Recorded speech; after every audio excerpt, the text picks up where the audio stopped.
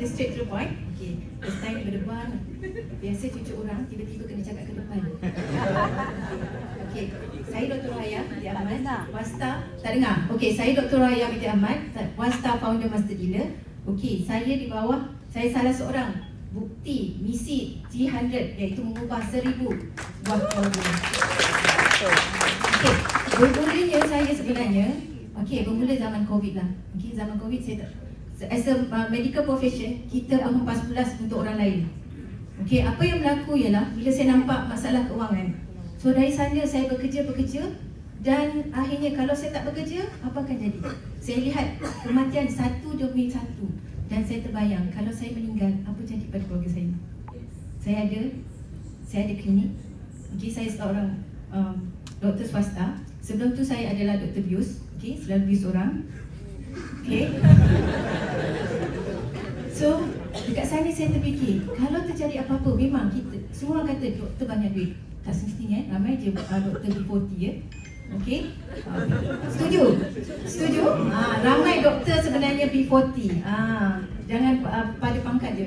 So apa yang berlaku ialah saya nampak dan saya scroll IG. Satu hari saya berjumpa dengan IG Cik Syara Ismail. Itulah upline leader saya. Di sana saya tersedar, ya Allah, sesuatu yang sepatutnya saya ubah dari dulu. Memang kita diajar menjadi profesional, tapi kita tak diajar bagaimana nak urus keuangan. Dari sanalah bermulanya masalah. Okey, dari sana saya pun join dan dari sana diperkenalkan dengan public goal. Mula dengan mas lah. Okey, lepas tu public goal, daripada sana saya tengok, ini satu yang saya tercari-cari selama ni. Saya seorang doktor, saya bekerja pagi sampai malam, pagi sampai semalam. Okey, malam pagi sampai malam.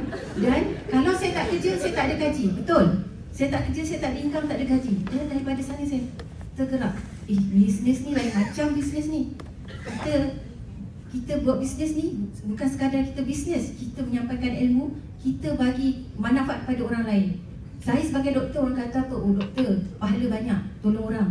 Tapi tengok juga, kalau dah penat tu lain pula. Betul kan?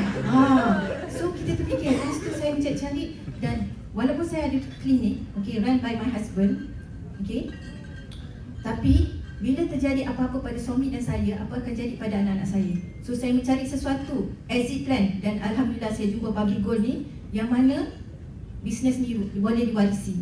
Daripada sana tuan-puan, mula saya tak sedar juga sampai saya berlakunya pemergian salah seorang gila kita, Tuan Abdul Rahman. Daripada sana saya baru tersedar sebab saya jadi dealer 2023, saya tak nampak lagi. Sampai kemudian beliau baru saya nampak dan bermulalah kisah saya. 2024, apa yang berlaku? ATM machine, gold machine dimulakan. So daripada sana saya bertapak sebab saya masih muda lagi. Okey, jadi saya tak pandai IT. Jadi saya gunakan apa yang saya boleh guna. So daripada ATM machine tu, habis klinik 9 pagi 9 malam tuan-tuan, habis klinik saya akan bertapa di sebelah ATM machine. Sebab apa? Saya tak fikir saya sebagai seorang seller, saya fikir saya nak menyampaikan ilmu. So saya berdiri sampai sana sampai malam, sampai Giant tutup. Di mana-mana ATM saya buat sampai saya achieve. Daripada MDC 5.0 saya sebagai pre-MD dan MDC 6.0 saya menjadi FMD dan saya menjadi speaker pada waktu itu. Dan yang bestnya public goal, bukan sekadar kita belajar, kita juga mengubah diri kita. Daripada SP tuan-puan, saya nampak bisa limitation, saya berkembang lagi, saya juga IT. Walaupun saya lahir dari zaman dinosaur, saya dah bermula dengan TikTok. Daripada sana saya bekerja, boom, jadi one star FM. Dan alhamdulillah, dengan ini saya nampak bisnes lain kita, we have to work for the money.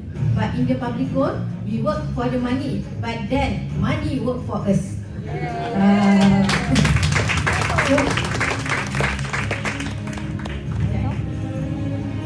Hilang ayat. Okay.